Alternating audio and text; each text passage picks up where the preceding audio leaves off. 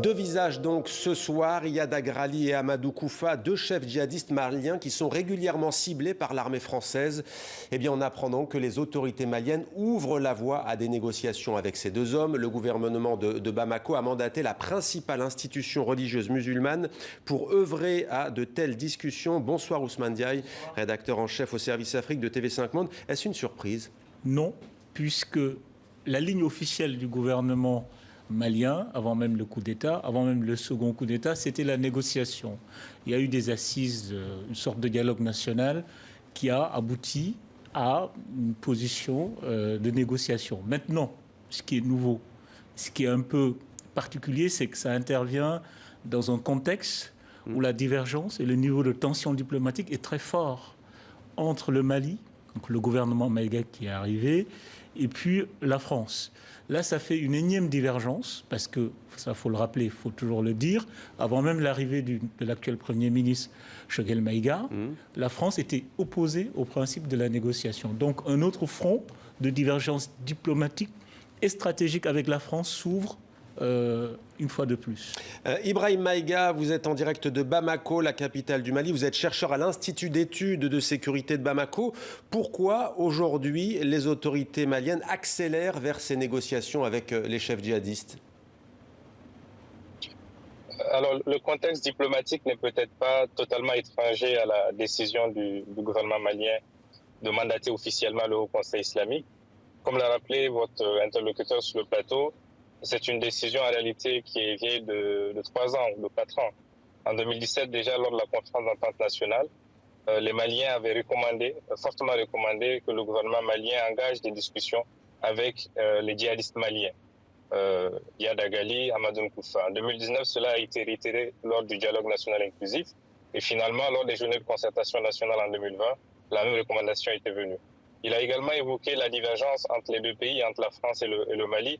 La première forte divergence publique qu'on a vue sur ce dossier, c'est à marge de la visite de Le Drian en octobre 2020 à Bamako, où il s'est déclaré opposé à l'ouverture de négociations et qu'il n'était pas question pour la France, qui est engagée militairement au Mali, de soutenir une telle action. En retour, le Premier ministre de l'époque, Mokhtar Ouane, lui avait clairement dit que c'était une recommandation très forte de la population malienne ou des populations maliennes et que le gouvernement de transition qu'il dirigeait était dans l'optique justement de lancer ce dialogue. Donc, ce qu'il y a de nouveau, c'est le contexte, bien entendu, et clairement le mandat confié au Conseil islamique, comme cela a été rappelé.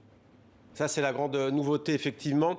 Restez avec nous. Vous évoquez tous les deux le contexte, bien entendu, ces tensions avec la France. Justement, le Premier ministre Choguel Maïga persiste et signe dans les colonnes du journal français Le Monde.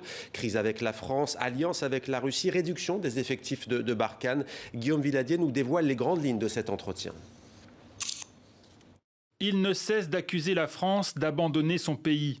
Dans les colonnes du Monde, Choguel Maïga persiste et signe. Les faits sont que le Mali a demandé en 2013 à la France de l'aider à détruire le terrorisme et à recouvrir l'intégralité de son territoire. Près de 9 ans après, que constatons-nous? Le terrorisme qui était confiné à Kidal s'est étendu à 80% de notre territoire. Inefficacité de la force Barkhane, fermeture des bases du Nord Mali, redéploiement des soldats français dans la zone frontalière du Burkina et du Niger. Pour le Premier ministre de la Transition, Paris accumule les erreurs, voire les trahisons.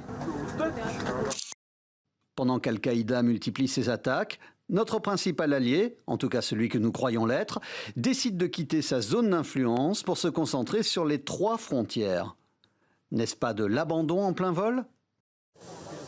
Dans ces conditions, explique Choguel Maïga, le Mali se doit de chercher d'autres partenaires. Les autorités de la transition discutent-elles alors avec Wagner, le groupe de mercenaires russes? Le chef du gouvernement dément catégoriquement, mais rappelle que les partenariats entre Bamako et Moscou ne sont pas nouveaux. Nous achetons des équipements militaires et nous demandons à des instructeurs russes de former nos militaires. Nous sommes en discussion avec l'État russe, nous ne le cachons pas. Pas question pour autant de rompre avec la France et pas de divorce en vue, rassure Choguel Maïga. C'est juste, dit-il, une scène de ménage. Ça va au-delà de la scène de ménage. Les désaccords sont extrêmement anciens.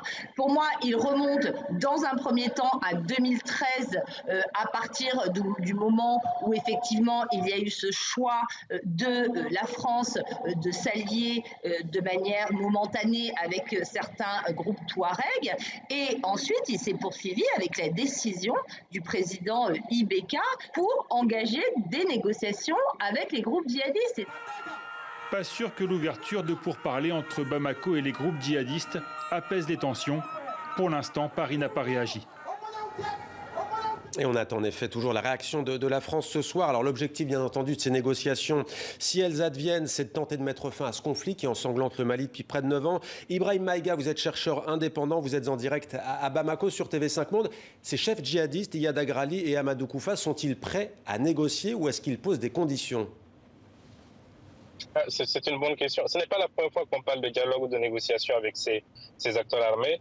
Ils ont déjà fait savoir par le passé, via des canaux officiels et officieux, que l'une des conditions fondamentales pour ouvrir le dialogue et la négociation avec le gouvernement malien, c'était le départ de la France, ce qui semble quelque part s'amorcer avec du moins le retrait ou le redéploiement de l'opération Barkhane.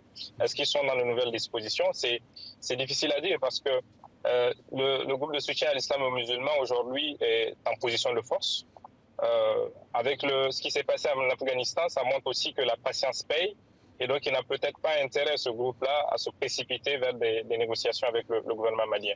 Mais ce qu'il est important de dire pour le gouvernement aujourd'hui, c'est que il ne doit pas y avoir un seul objectif à signer aux négociations avec les groupes armés djihadistes, comme on les appelle.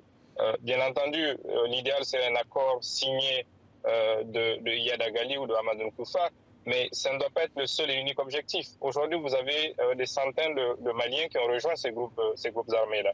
Donc, il est possible, par la négociation, par le dialogue, en proposant des éléments très concrets, notamment sur les questions de gouvernance, de développement, d'inclusion, de reprendre et de récupérer un certain nombre de Maliens qui sont aujourd'hui engagés dans ces groupes-là. Donc, ça doit aussi faire partie des objectifs que devra se fixer le Haut Conseil islamique au cours des prochaines semaines, voire des prochains mois, dans le cadre de cette négociation avec les acteurs armés. Ousmane Diaye, on a le sentiment d'assister à un tournant près de 9 ans après l'opération française Serval, on pourrait dire presque 10 ans après le coup d'État qui a renversé ATT, Amadou Toumani Touré. Qu'en est-il selon vous? Oui, c'est un tournant. Déjà, sur la question de la négociation avec les djihadistes, pour la première fois, le mandat est clair et officiel. Le gouvernement malien mandate le Haut Conseil islamique. Le négociateur est clair et mandaté. Les partis avec qui on négocie ont été identifiés, Koufa, Iyad Agrali et pas l'État islamique. Donc je pense qu'il y a quelque chose, il y a un moment très important qui se passe et qui certainement, sans doute, marque une rupture stratégique avec la France.